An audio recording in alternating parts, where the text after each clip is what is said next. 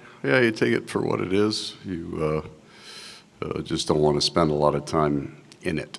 Whether it's a loss or a win, you can't. It'll have really a clear. I don't believe in momentum, so it'll have no effect what happens when that puck drops, as long as you don't allow it to.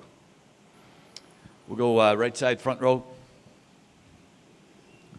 Paul, I know everyone's players are kind of dealing with injuries, banged up, all that. I'm curious, Matthew Kachchuck, what have you seen out of his game, playing through sort of everything over the second half of the season, and just still being able to produce while doing that? Yeah, I thought his last game was his best game of the playoffs. He moved right. He came in, I think he played 12 minutes as the game one of the Tampa series, and it took him a while to build out. The speed of the Carolina series was probably a really, really good thing. Some of these injuries, I'm sure they're dealing with it. You can't condition them and rehab them at the same time. They need some time, and he was out for such a very long time that I would say the last month, but certainly the last 3 weeks, he's back to form now. And then everybody manages the small things. Left side, second row. Paul, Carter Verhaeghe was just saying that during the Vegas run, that season, that postseason, that one of the biggest areas that was a struggle for this team was discipline after the whistles, and that does seem to be one of your biggest areas of growth the last couple of years. Do you agree with that? And how frustrating is that for other teams when they see you just constantly skating away from cross checks and punches and slashes, et cetera? Yeah, it was a lesson learned for sure, and it wasn't the driver of the series loss, but it was an opportunity. These are heated games. It's difficult for everybody, especially if you only get to see it once, or you are kind of at the mercy of whatever replays you get to see. You don't see the amount of stuff that goes on, and that's not just this series. It's every series that there's a lot of stuff going on. They just can't react to it because it's part of the price of it. You've got to. We play a fairly physical game, so it's just a lot of contact, and you can't react to it. So it was, I think, a really important part for us last year. You just you take a look at Matthews Kachuk's penalty line graph of his penalty, and there's a significant drop after his first 6 months here, with the exception of whenever he and Brady play against each other. Then there's this one-game spike. Right side, front row. Paul, you were talking about yesterday about the schedule you run to keep the team in rhythm. Yep.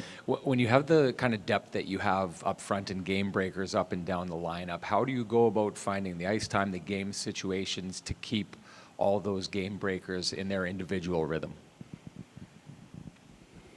Yeah, I've been here 3 years. I have not once had a player come in and talk to me about his ice time, not once. And there's good reason for it, because I can make a fairly good argument that if I play you with somebody, I'm playing you with a pretty good player. So, yeah, the rhythm, what happens is more from me. I think you got to constantly learn. I thought in Game 3 of the Tampa series, I chased a match too hard. And then learn, trust your players. Especially important in this series. I mean, the two, they've got such good speed and offensive talent up front that you can't chase the match in this, because you're just not going to get it. And then your rhythm is broken on your bench. So you just have to trust your players. And these guys all, nobody cares who they play with. They really don't. Left side, standing. Paul, this is often a league where we'll hear GMs or people that build teams say we want to get younger, we want to get faster. Do you have any thoughts on why, when it gets to these biggest games, some of the older players are having their moment here? They value it differently. I'll talk about one of the coaches on the Oilers staff. In my foolish youth, 99, around 2000, so about 25 years ago, I made Paul Coffey a healthy scratch for Game 1 of the Boston series. And he handled it great. Said, I don't agree with it, but I understand it. Went back, I think he rode the bike for about 3 hours. And he was a really strong fitness man. He was a very fit man. And then he went into Game 2, and he was maybe our best player, but one of the best players on the ice. And I always remembered that as these older players view the playoffs differently. They understand. The other story would be Gary Roberts winning the Stanley Cup in his first year, and he said, I was pretty sure we were going to win the next 10, right? like how hard it is to get there. So the older guys have a perspective that young players don't. Young players can be great, but I think you can almost be assured that you're going to get the very best out of your older players in playoffs. Right side, back row. Paul, is this the first playoff run you've had, no black aces? And what is the excitement level around this organization when you've got both your AHL team winning the way they are and what you I'm guys so are happy for Jordy Kinnear and his staff. They do an incredible job. But he and his staff have spent 2 months here the last 2 years as Black Aces. Now we rotate coaches in and out so they can see their families, but just imagine that. The American Hockey League life and travel is very, very difficult. And then your season ends, and then you have to, now it's not so bad they get to spend 2 months in Florida, but you add 2 months onto your year for 2 years in a row where you just work in small groups for 2 months. That's an awful lot to ask of those men, and they do it willingly. I'm really happy that they get there. It is exciting for them as it is for us right now, and they've earned it. Left side, second row.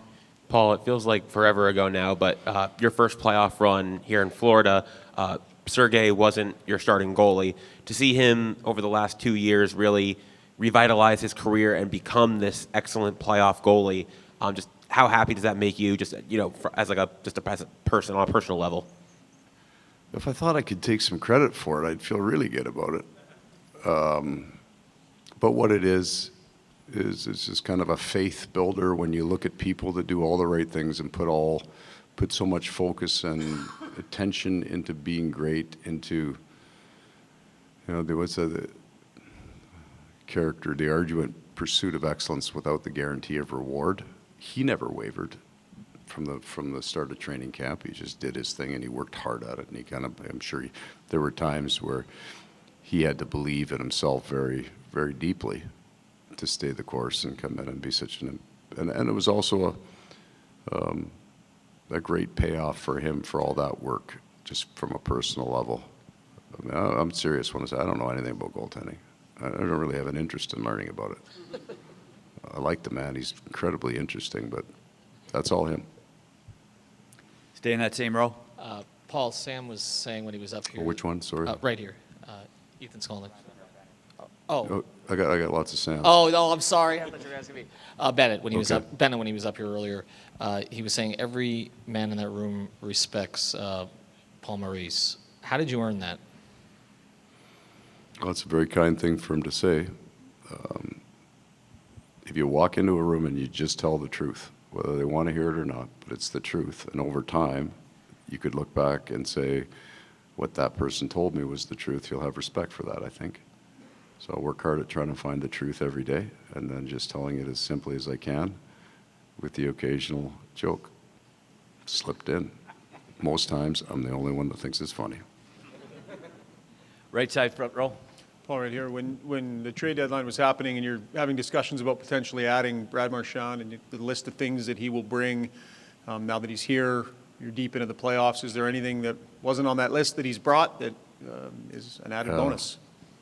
All of it. The list for me was penalty killers. That was a 2:30 suggestion that we did. I didn't see it coming. I just happened to walk in. I thinking I was taking off, like it was over. And I thought that because of his work with Patrice Bergeron, he had been injured before the trade. We knew he was a really good player. I didn't know any. You hear about the reputation as a player, but I didn't know that how much. He's awesome. Like he is funny to be around. Just sit off at 5 or 10 feet and you walk away with a smile every day. He's just in such a good mood every day. Loves the game. Loves his teammates. Such a smart player. Creative hands. But it was the penalty killing that I thought for sure we're getting. Right? Where I fit him, I don't know. Who he plays with, I don't know. But I know that guy's an elite penalty killer, and he and Anton Lundell have been a great pair for us. We'll take a few more. Left side, front row. Paul, it's Father's Day coming up here, and I'm just curious. You get it both ways as a son and as a father. I'm just curious. So take the answer however you want, but I'm curious your father's impact on your career, and well, take it from there, I guess, if you want. Well, for all of us, he's the man that got me into the game, taught me how to skate. My mom actually did too. I don't think either one of them are bragging about it based on the way I skated. Father was a very, very positive man. Not necessarily, he was strict. I had a fairly strict upbringing and in a really positive way, but in all things, especially in kind of life's challenges, and I, like all of us, I'm sure, learned to appreciate my father's wisdom as I got older. Like Jake over there, I wouldn't have told him to wear jeans today, but I see most of you guys are wearing jeans, so I'm wrong. Just roast my kid. My dad would embarrass me in public. The best part of my career, by far, is that my dad turns 87 this year. My mom's 85, and they watch hockey every night. They got something to do every single night, and so that's one. And two is my son may have a greater love for the game that I do, and now I get to share that with him. So that's a spectrum of 60 years between the two, my father and my son, and I get to have a phone call with both of them and share the game, and that's what I value about this game by far more than anything else. Right side, second row. Paul, you mentioned you mentioned Anton Lundell, and I know you said the other night about Bill Zito drafting him and telling you be patient. You know, this kid's got it. What have you seen over these last couple of years? How have you just watched him develop into the player that he is now? That's just a great reminder of how much growth happens between the ages of, and I'll say 19, but in those first 3 or 4 years, how much they can change. Now, not off their core. His foundation is a version of Barkov. He doesn't cheat the game. He stays on the right side of it. But there's a enticement to young players to produce offense. There's a big one in all sports, and almost at potentially the detriment of the team. To Anton's credit, so he joins this team when it's just arcing up into hitting its prime, and there's lots of places for offense and everybody's scoring. You go back 3 years ago, I don't know what the number is, but they led the league by a bunch. But he never ever continued that path. He was more than willing to grind, and then he's just gotten better each year. I don't look at, or I don't speak to Anton, or I was kind of more patient and gentler maybe early on. Not that I have to be hard on him, but I don't view him when I'm talking to him any different than I view Sasha or Sam or Thomas. All of them, the same set of rules for all of you. You would give young players maybe a little bit more room when they failed to complete their task, or you just have a different tone with them, understanding.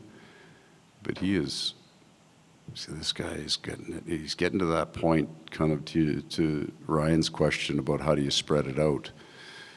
He's allowed Sam Bennett's numbers to stay under control and Barkov's numbers to stay under control because he can take that shift.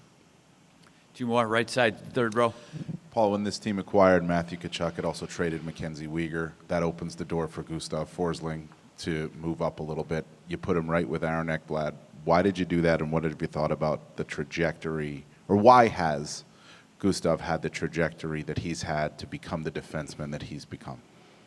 Well, the smallest and easiest answer to the first part of your question goes back to kind of an experience I had when I first went into Winnipeg. They had an analytics challenge there of the top players scoring against them. They had a very high rate of the top players scoring against them. So the first thing we said is, who's the best check and center we got? It was Brian Little at the time. And the best, we had Michael Frolik, who was playing on the third line, and the other one was Andrew Ladd, who was playing in the 2-hole. So we put them all, that's their job, play against the other team's best. So it was a bit of where Florida needed to take the next step at the time was in some of its defensive game. So it was clearly, we felt that Aaron Ekblad was the number one guy on the right side, and Gustav Forsling, who hadn't played with him. I think Gus had played with Radko Gudas most of the year. So we just put that as a priority that that Barkov and those two guys will have to play against it, and he's built for that. So that's the small answer. The investment that this guy's made into his body over time, his challenge getting into the league is just, he just developed late physically. To put the mass on to get to the speed that he could.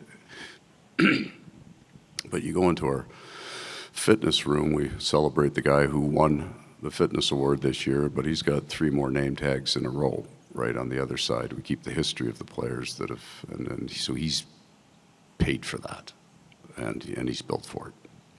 Last one, right side, fourth row. Hi, Coach. Sam Bennett was just talking about how it's been, you guys keep things light and fun at practice, and it's been an evolution over the last 3 years to keep it that way. But how do you, one, make sure it stays fun and light, and how do you find that balance of keeping things fresh like that and also serious? You're in, the Stanley Cup final. If you believe that you've worked as hard as you can, then there's nothing left to do. Why would you be in a bad mood then over a great mood if you've done your work? So in my relationship with these players, I think I said this the other day, we were talking on the coach, when was the last time we added a drill or a skate to practice? And I haven't done it in 3 years. But I've spent the last year we got into these, last year, relative to this year, we had actually a great schedule. We only played 9 sets of back-to-backs last year. So we had a bunch of these 2 days of practice and then a game.